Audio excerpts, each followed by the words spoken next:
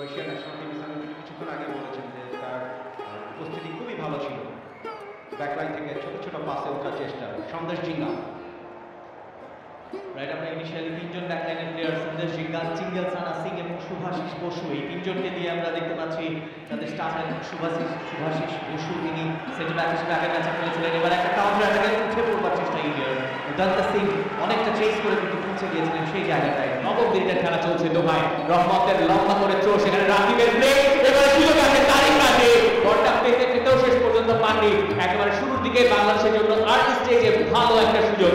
স্কোয়াডটা রয়েছে তাদের কিন্তু তিনি এগিয়ে রাখছেন, মানসিকভাবে চাঙ্গা রেখেছেন এবং এখন পর্যন্ত যতটুকু চোখে চোখ রেখে কিন্তু লড়াইটা বাংলাদেশ করছে। সেখানে ভালো একটা বল কিন্তু রয়েছে, এবার পরে সুযোগ রয়েছে সেখানে মনদীপ সিং, আনিসুল রহমান জিকো তিনি ছিলেন তবে শেষ মুহূর্তে তবু বর্ণ তিনি কিন্তু এই যাত্রায় বাঁচিয়ে দিয়েছেন বাংলাদেশকে।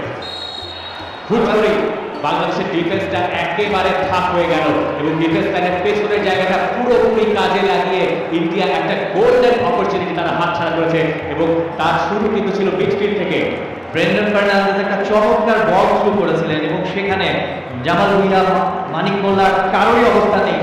এটিকে মোহনবাগানের ওয়ান অফ দ্য ব্যাকলাইনের মেম্বার ক্লিয়ার করলেন এক্ষেত্রে রহমত মিয়া। এখনো কিন্তু ইন্ডিয়ার পায়ে বল আমরা দেখতে পাচ্ছি। মনবীর দিয়েছেন সুনীল ছেত্রীকে, চমৎকার জায়গা সুনীল এবং মনবীরের মধ্যে। উদান্তা সিং লং রেঞ্জ থেকে শট করেছেন, এটা অনেকটা বাইরে দিয়েই বক্সের ভেতরে কড়া মার্কিং, সেখানে জিঙ্গেল সানা সিং হেড করার জন্য এগিয়েছিলেন, বাট মানিক মোল্লা চমৎকার ডিফেন্ডিং তার কাছ থেকে আমরা দেখেছি। এই মুহূর্তে কাউন্টার অ্যাটাকের জন্য মতিন মিয়া তৈরি, তাকে ভালো চ্যালেঞ্জে সুরেশ সিং ওয়াংজাম শেষ পর্যন্ত ফাউল করেছেন সুরেশ এবং ফ্রি কিক পেয়ে গেছে বাংলাদেশ দল সেই সুযোগের অপেক্ষা। এবারে কিন্তু একটা লং বল, সেটাকে রহমত মিয়া ফিল্ডে রেখেছেন, বাট ইন্ডিয়া কিন্তু বল পেয়ে গেছে প্রায়। সুনীল ছেত্রী মনবীরকে দিয়েছেন, সামনে মানিক মোল্লা, জায়গা পাননি শুট করার, বাট সেটাকে সুরেশ সিং করবেন, তিনিও পারলেন না। ভালো ক্লিয়ারেন্স করার চেষ্টা, বিপ্লু ছুটে গিয়েছিলেন ওয়ান্স এগেইন, আবারও সুনীল বল পেয়েছেন অনেকটা উইক ফুটে, সেটাকে বল মেরেছিলেন মনবীর সিং, বাট ইগোর স্টিমাচ তিনি কিন্তু একেবারেই বিরক্ত যে এটা থেকে গোল আদায় করতে না পারার জন্য। সেখানে একটা পেনাল্টির আবেদনটা ছিল আসলে ইন্ডিয়া দলের, তবে রেফারি কিন্তু সেই সিদ্ধান্ত নেয় কোনো কর্ণপাত করেনি। তারিক কাজী তাকে কিন্তু একটা ক্রেডিট কিন্তু দিতে হয়, সেখানে তারিক কাজী এবং রিয়াজুল বল পাতে সাথে ইন্ডিয়া এগিয়ে থাকবে সেটাই স্বাভাবিক। ব্রেন মার্টেন তিনি আগের ম্যাচে আমরা দেখেছি অফ দ্য বল মুভমেন্টটা ভালো ছিল, আজ উইথ দ্য বল তিনি দারুণ করছেন এবং এই ব্রেন মার্টেন ব্রেন্ডন ফার্নান্দেজ দুজন মিলে ঝামেলা পাঠিয়ে যাচ্ছেন বাংলাদেশের ডিফেন্সে। এবার কিন্তু তপু বর্মন ভালোভাবে বলটা কিন্তু এরিয়ালে যেতে এসেছিল, সুনীল ছেত্রী মাথায় যেতে দিলেন না। এবারে কিন্তু header Chinglensana goal line clearance from Riyad Rakib, wonderfully একটা কিন্তু গোল বাঁচিয়েছেন। বড় বাঁচা বাংলাদেশ দল বেঁচে গেল। চিঙ্গেল সানা আদিল খানকে মনে করে দিয়েছিলেন যেটা 2020 সালে এই ব্রেন্ডন থেকে 4 গোলে গিয়ে এবার কিন্তু মতিন মিয়া ভালো একটা রান মেক করছেন, বাম প্রান্তে বল দিয়েছেন ইব্রাহিমকে। ইব্রাহিম বিপক্ষের ভেতর ঢুকে পড়বেন, দেখা যাক ইব্রাহিম সুযোগ পায় ইব্রাহিমের, সেখান থেকে বলটা খেলছিলেন মতিন মিয়াকে উদ্দেশ্য করে, তবে মতিন এবার কি রাখতে পারে তার ক্রেডিট নিঃসন্দেহে। রহমত মিয়া একটা লম্বা থ্রো এবং সেটাকে Manvir Singh the tallest man, এবারে কিন্তু হেডার ছিল সেটা তারিক কাজী। গুরপ্রীত সিং শেষ পর্যন্ত তার বিশ্বস্ত হাতে এবার গোল লাইন ক্লিয়ারেন্স করেছেন রিয়াদুল হাসান রাফি। এবারে কিন্তু রহমত মিয়ার গোল ক্লিয়ারেন্স, সুনীল ছেত্রী বল পেয়ে গেছেন মনবীর সিং। লাকি বাংলাদেশ যে মনবীর বলটাকে ভালোভাবে ধরতে পারেনি, আরো একবার কিন্তু রহমত মিয়া স্লপি আমরা সেই জায়গাটায় দেখলাম। এবং এই জিনিসটা এর আগে আফগানিস্তান যেদিন গোল করেছিল রেগুলেশন টাইমের 45 মিনিট প্রথমার্ধের শেষ হয়েছে, 1 মিনিট এক্সট্রা টাইম, সুতরাং বোঝাই যাচ্ছে খুবই পরিচ্ছন্ন ফুটবল। মতি তার নিয়ন্ত্রণে বলটা এখনো পর্যন্ত আছে, কার জন্য বাড়াবেন, নিয়ন্ত্রণে রেখেছেন, চমৎকার হোল্ড করছিলেন, লম্বা করে সামনে বাড়িয়েছিলেন।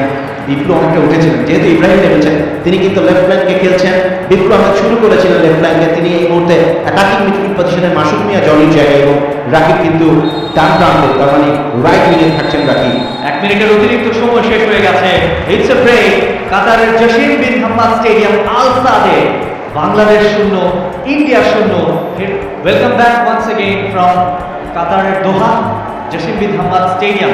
এবং নাম্বার 22 22 নম্বর জার্সি পরে যিনি খেলছেন আশিক কুরুনিয়ান, যার কথা আমরা বলছিলাম যে আগের ম্যাচেও আশিক কুরুনিয়ান খেলেছিলেন কাতারের বিপক্ষে। তাদেরকে আরো বেশি সচেষ্ট হতে হবে। কোচ জেইনি ডে ফার্স্ট হাফে আসলে ইগো স্টিমাচের ট্যাকটিক্সের সঙ্গে পাল্লা দিয়ে উঠে পারেননি। আরো একবার তারিক কাজী আশিক কুরুনিয়ানকে বাধা দিয়েছেন। সিংম্যান ব্যাকলাইনের এগেন্সে গোল করা আরো বেশি অসুবিধা হয়ে গেছে বাংলাদেশের জন্য। এই মুহূর্তে মনবীর সিং ডান দিকটা ধরে তাকে অবশ্য সেই জায়গায় খুব একটা সুবিধা করতে দেননি ইব্রাহিম। মার্টিন্স চমৎকার একটা বল পেয়েছিলেন এবং একটা মিশনারি পাস অবশ্য ডান প্রান্ত দিয়ে বাড়িয়েছিলেন। ওয়ান সেকেন্ড জিঙ্গল সানাসিং লম্বা করে বাড়াবেন এবং রহমান মিয়া বলটা অবশ্য ভালোভাবে বাড়ানো ছিল, ডানে হেড করে তিনি পরামার কৃষ্ণান্দের সিঙ্গারকেও মার করা হয়েছে। এবারে সেখানে অবশ্য শেষ পর্যন্ত রাকিব তিনি দলকে চাপমুক্ত করতে যাওয়ার চেষ্টায় শেষ পর্যন্ত সফল হতে হয়েছে। নেমেছিলেন তিনি, কিন্তু ইমপ্রেসিভ ছিলেন আজকে স্টার্টিং 11-এ। এবার কিন্তু একটা চমৎকার মিশনারি পাস ঢুকেছে ভেতরে। সুনীল ছেত্রী কিছুটা কাটব্যাক করে দিয়েছেন, সুযোগ আছে পায়ে চিকেন, কিন্তু শেষ পর্যন্ত একজন ডিফেন্ডার খুব ভালোভাবে বাংলাদেশ দল নেগোশিয়েট করেছেন। ব্যাক লাইন রাকিবের জন্য জামাল ভুঁইয়া একটা থ্রু পাস বাড়িয়েছিলেন, সেটা ধরতে পারবেন না। সুভাষিস বোস সেখানে আছেন এবং সুভাষিস বোসকে চাপে ফেলে দিয়েছিলেন রাকিব এবং সেই জায়গায় একটা ফ্রি কিক জিতেছেন। রাকিবের কাছ থেকে ভালো ফুটবল, যে কাজটা তার উপর বর্তানো হয়েছে সেই কাজটা এই ক্ষেত্রে অনেকটুকু হাইলাইট বাংলাদেশের প্রেক্ষিতে। সেখানে এবং সেই সুনীল ছেত্রী একেবারে ফাঁকায় বল পেয়ে গিয়েছিলেন, যে দিকে তার ডিফেন্ডারদেরকে প্রশ্ন করতেই পারে টার্গেট ম্যান সুনীল ছেত্রী কিভাবে ফাঁকা থাকে বক্সে ঢুকে। একদমই একটা পারফেক্ট প্রশ্ন আমার কাছে মনে হয়। সুনীল ছেত্রী টোটালি কিন্তু আনমার্ক এবং তিনি ছিলেন ফ্রি হিটার এবং কোচ ইগর স্তামাচকে আমরা দেখতে পাচ্ছি কর্নারটি কাটিয়েছেন, সেখানে হেডার আরো একবার ফাঁকায় আনিসুর রহমান জিগোকে দেখুন শুয়ে পড়েছেন, তিনি জানেন আরো একবার বেঁচে গেছেন, হাফ ছেড়ে বেঁচেছে বাংলাদেশ এবং পুরোপুরি ফাঁকায় সুভাষিস বসু অনেকটুকু নিচে ছিল ইন্ডিয়ার ফুটবলারদের কিনা। জামাল ভুঁইয়ার কর্নার অনেকটা নেয়ার পোস্টে, সুনীল ছেত্রীর ক্লিয়ারেন্স, আরো একটা কর্নার কিক বাংলাদেশে। অবশ্যই এবং গুরপ্রীত সিং তিনিও কিন্তু নেয়ার পোস্টের খুব কাছাকাছি ছিলেন সেই জায়গাটা, ভালো কর্নার কিক। এবং তারিক কাজীও আরো একবার হেড করার চেষ্টা, শেষ পর্যন্ত তারিক কাজী পড়ে গেছেন। জিঙ্গাল তিনিও কিন্তু করে আছেন। বাংলাদেশ বাংলাদেশের রিগেন করেছে আরো একবার, সেখানে দলকে একটা কাউন্টার অ্যাটাকের হাত থেকে বাঁচিয়েছেন কলকাতায় একই সঙ্গে আমরা দেখতে পাচ্ছি on the move India right now left hand ধরে এবং সুনীল ছেত্রী চমৎকার হেড করার ডিরেকশনটাও চমৎকার, শেষ পর্যন্ত ছেত্রীর মাথা ছুঁয়ে কিন্তু এগিয়ে গেল ইন্ডিয়া। একেবারে তাদের শেষ ভাগে এসে আরো এক পুরো গোলে বসার বাংলাদেশকে চেপে ধরেছে আরো একবার। ইগোস্টি ম্যাচ পুরোপুরি সফল। বিল্ড আপ ফুটবলে দলের কাছ থেকে তিনি যেটা চান সেটা তার দল ডেলিভার করেছে এবং ডিফেন্সিভ এররে একটা গোল খেয়ে বসলো বাংলাদেশ। বাদিক থেকে ক্রস এবং দেখো সুনীল ছেত্রী বক্সের ভিতরে কতখানি নেট রান করেছেন।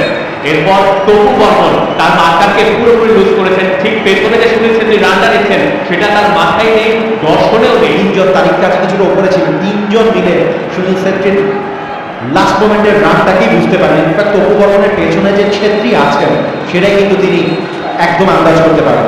এবং গোল নাম্বার 73 ব্রেন্ডন ফার্নান্দেজকে ফাউল করার কারণে সেখানে ইয়েলো কার্ডটা কনসিড করেছেন বাংলাদেশের জামাল ভুঁইয়া।